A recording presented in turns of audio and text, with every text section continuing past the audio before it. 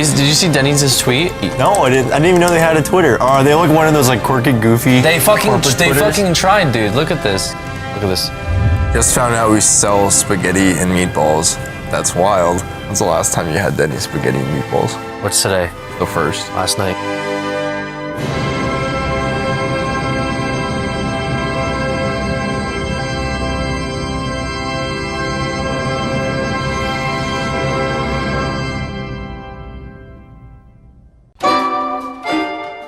Before Denny's now infamous Tumblr existed, it was commonplace to see ad campaigns for corporations end up going more or less completely unnoticed, or in the worst case scenario, becoming the laughingstock of the internet. While more traditional ads had their market, it was clear that the savvy, irony-drenched internet market was not the audience for this kind of advertising. Denny's rejected this traditional approach, and instead decided to do what seems obvious now, to be relatable to the platform they were on. This started on Tumblr with posts like this and this, that portrayed the diner brand not as a chain, but as a person with emotions and a sense of humor. Someone who makes typos, prompt people to ask through Tumblr's Asks feature, "Are you okay, Denny's?" Denny's became less a brand than a personality. The consistent tone and sassy, witty responses built a kind of relationship between Tumblr users and the blog. Before long, the same approach dominated their Twitter as well, something that was expanded on with the select few brands that got it at first, such as WENDYS with their sassy clapbacks and Arby's with their niche references. WENDYS even went so far as to personify their quirky and witty Twitter persona with an anime-style drawing of the mascot, made by fans but still shared and endorsed by WENDYS. At first, many people were welcoming to these brands, thankful that they had stopped posting cringe and finally got it. However, this sentiment wouldn't last, as evident by botched campaigns like the tasteless death of Mr. Peanut and Baby Nut campaign at the 2020 Super Bowl. So how have audiences fought back against their corporate overlords taking control of their timelines? Don't believe in yourself. Huh? Believe in me. Believe in the me who believes in you. This is where Silence brand comes in.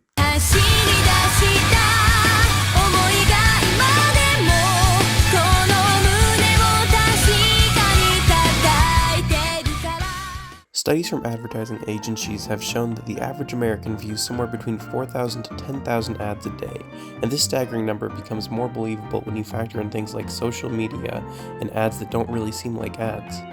However, as the market for brand memes has grown oversaturated with all kinds of different companies vying for their 15 seconds of meme fame in the attention economy, people have started to get fed up.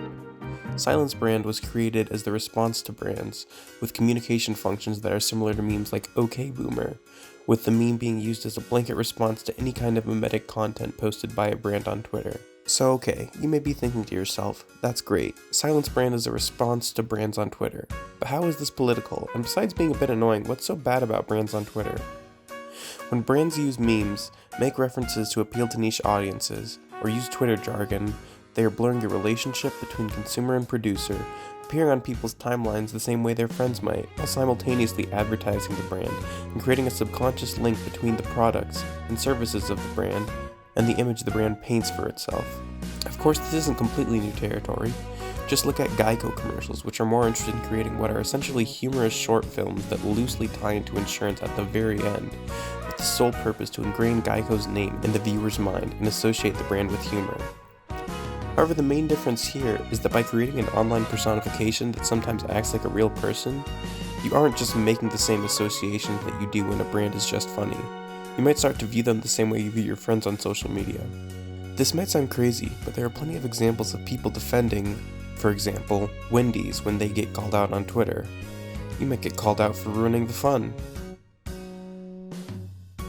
If using a humorous persona as the selling point in a commercial sounds familiar, it should. These kinds of ads create a kind of loyalty comparable to using cartoon characters to market things like cereal to kids, but in this case, it's Gen Zers and millennials who are largely being influenced. Deceptive advertising on children has been heavily criticized and regulated, but on Twitter, Silence brand is what is being used to fight back at the source.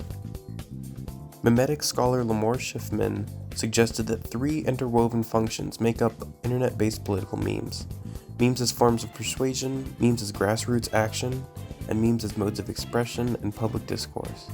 Silence brand is quite literally the grassroots, everyday, ordinary person's response to large corporations commodifying meme culture, and has been used to open up a discourse about large corporations seeping more and more into our personal lives.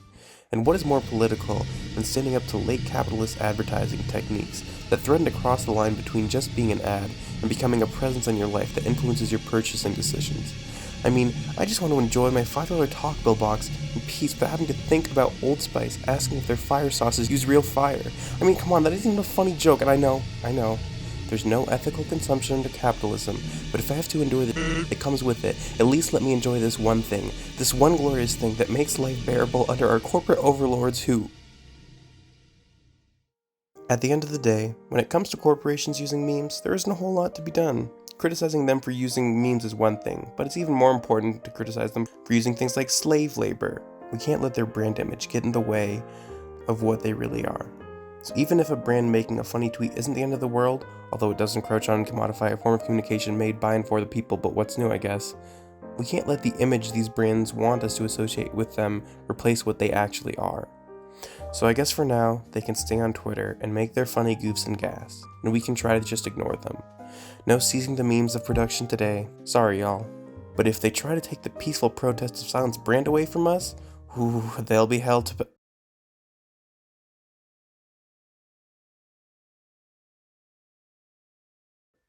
Oh,